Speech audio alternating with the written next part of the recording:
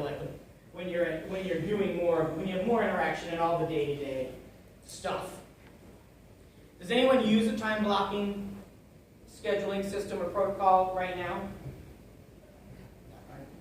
Try to.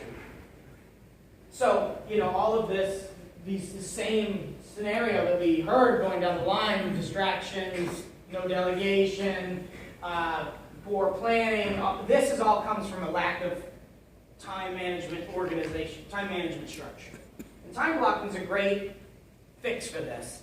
There's many fixes, but this book outlines some time blocking. This is different than what we've used in the past, but this is actually pretty good, the strategy that they talk about in this book. So I recommend it, if you want to go through this program, that you can use this time blocking strategy in here. It's pretty good. They really have three big blocks. The strategic block, what he calls a buffer block, and what he calls a breakout block. Okay? The strategic block is a 3-hour block of uninterrupted time that's scheduled into each week. So this is 3 hours a week, okay, in a block. So you're not 1 hour a day. It's 3 hours sometime during the week. Which you accept no phone calls, no faxes, no emails, no visitors, no anything, but instead you focus all of your energy on this pre-planned tasks to accomplish the one thing that you identified in the business as the thing, right? And what's crazy is you say, well, 3 hours a week?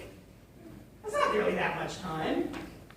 But you'd be amazed at what you could accomplish with a 3-hour block of uninterrupted time with a single focus when you're working with such intentionality on a single focused task.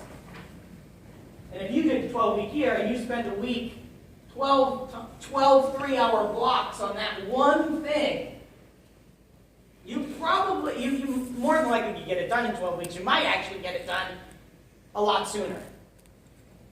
Just depends on if you follow that same ebb and flow cycle from the 12 months where you start heavy and then you kind of fall off your 3-hour blocks and you kind of waste some time in there and then you jump back on at the end. But if you were to do it diligently, I think that you would actually get there sooner. The buffer block, this is the blocks are designed to deal with all the unplanned, low-value activities, like your email and your voicemail and all the other people's problems that crop up. And really, this is the block that kind of varies. For some people, this would take 30 minutes a day. For other people, like you guys, it would be longer than that. And then the third block is the breakout block. And so this is this is personal time. A breakout block, I don't know why they call it that. I don't really like that term. I would really more like a personal block or something. And this is, as we were talking about earlier about you don't really get 40 hours out of your employees. Well, you don't really get 40 hours out of yourself either. Even when you're putting in 60 hours, you're probably not even getting 40 hours out of yourself. Because you just can't work with intensity that long. So what's happening is you're working with not with a lot of intensity for just a longer period of time, but not actually accomplishing all that much in a lot of the time that you're spending. So this is basically saying, hey, one of the best ways to bust plateaus and actually be more productive is to carve out time, give yourself the permission and freedom to enjoy yourself during what you would consider today work time. So what they're talking about is at least 3 hours long spent on things other than work, scheduled away from your business during normal business hours. That will let you refresh, reinvigorate your mind so that when you return to work, you can engage and focus and with more energy. And it goes in deeper into that. But that's the general idea. Now, how many of you are doing that right now? Yeah, and you're actually accomplishing what you put on paper. 3 o'clock today. Not surprising. So, this is really, really important. I mean, we have somewhat of a disease that we feel like, hey, there's so much to do, I want to accomplish so much, so I couldn't possibly give myself this freedom in this time. It's just a waste of time. It's a waste of time. Because what's the value of accomplishing all the other crap I want to accomplish sooner, right? That's the mindset. that causes us to say, I can't do that, I'm not going to do that. But we're lying to ourselves, and we're depriving ourselves, and we're actually hurting ourselves by making that choice. And it's just a conscious choice, because nobody's holding a gun to our head. We run the place. We make the choices. So we get to do it however we want to do it. And at the end of the day, if we make this choice, which is actually more enjoyable and better for ourselves, we'll actually get more accomplished, which is the reason we're choosing not to do it in the first place. Does that make sense? It's a conundrum. It repeats on itself, that I can't do it, so I don't do it, but then that causes us to not do it.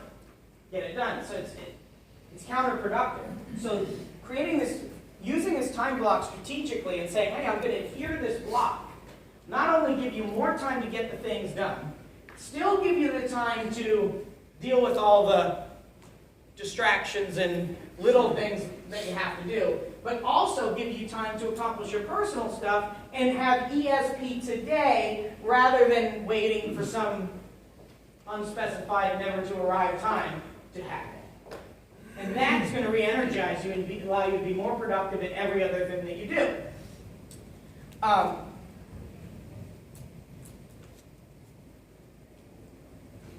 In the buffer block, which is the block of time where you're dealing with all the low priority activities and where all the distractions come and the knocking and all the employees and all of that, Jill made a really, really, really important point when she talked about what she was doing this year, which is she really spent the year figuring out and doing more and saying no. This is one lesson that unfortunately we never get taught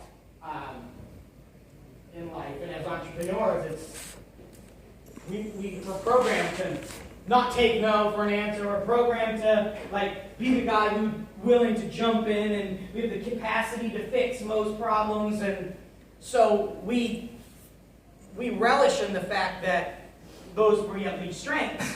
So we naturally take on anything that's laid out in front of us.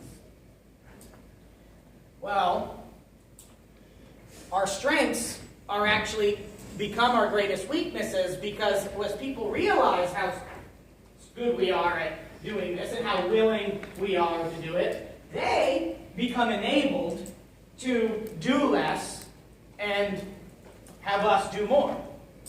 And the problem is, as you say, well, as we get bigger and our organization grows, that's really good, because as I get more people, I'm going to have to do less work, and I'm going to have more of a team to do the work for me.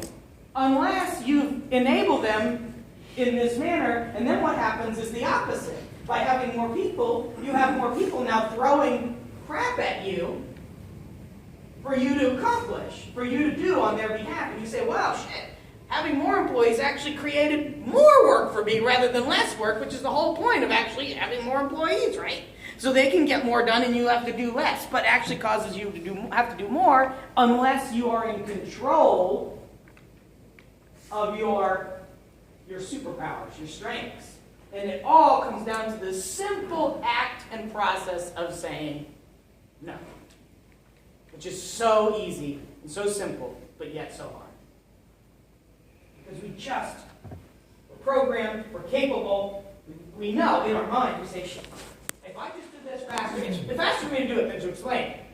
And I'm going to end up doing it better than this person anyway, so, the old adage, if you want something done right, do it yourself, and it's a self-perpetuating problem, and it's bullshit. Because, you probably can do it better right now. It will take you longer to explain it than it can probably take you to do it right now. And it probably will be done better by you right now than, I think I might have said that already, but whatever. The problem is, later on, the goal is to make someone better at it than you. The goal is to make someone faster at it than you, so you don't have to do it. Because these are lower level tasks. I'm not telling you to delegate, the high level decisions of business. We're talking about the smaller stuff. yeah, it may take more time to explain it today, but tomorrow this person's going to be able to do it. They're going to be able to explain it to somebody else. They're going to innovate. If you empower them, they'll innovate it. They'll eventually do it better than you, and you won't. And then you'll no longer have to deal with that thing ever again. And as you run that cycle, what happens is you realize that you end up having to do less and less and less things every single day. And what you do then is you put those people that you taught at the beginning, those are your leaders. They find other things. They basically become your buffer blocker, and they start teaching. They start doing the same thing. They start taking on the responsibility, but then they start delegating the responsibility to the people below them, and the stuff doesn't even get up to your level anymore. And it really frees your mind and your capacity to focus on the things that really make a difference. And then instead of doing one thing in a 12-week year for your personal and one for business, you can do 4 or 5 things for the business and for your personal because you have so much more time. Because you don't need that much time in the buffer block like you need right now. The buffer block could be 30 minutes a day. And the rest of the time could be on the strategic block, which is where all the power and opportunity is. Because it's the strategies, it's the building the culture, it's finding new avenues, it's building a bigger, stronger, better business, being a better CEO, having more time to enjoy yourself outside the business that actually creates all of the success, more success throughout the whole organization.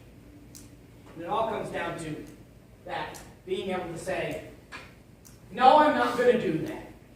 Who else can do this? You think you can do it? I can show you how to do it. And as you start putting it back on the people below you, instead of taking it on, they'll become more empowered. You'll also find out who the wrong people are at your next tier down, at your management level. If the person's unwilling to take stuff, or they don't catch you explain it and they don't learn quickly, or they execute poorly, you're going to start to see these are not the right people here. So we need to move these people down. You might find other people below them that are the right, that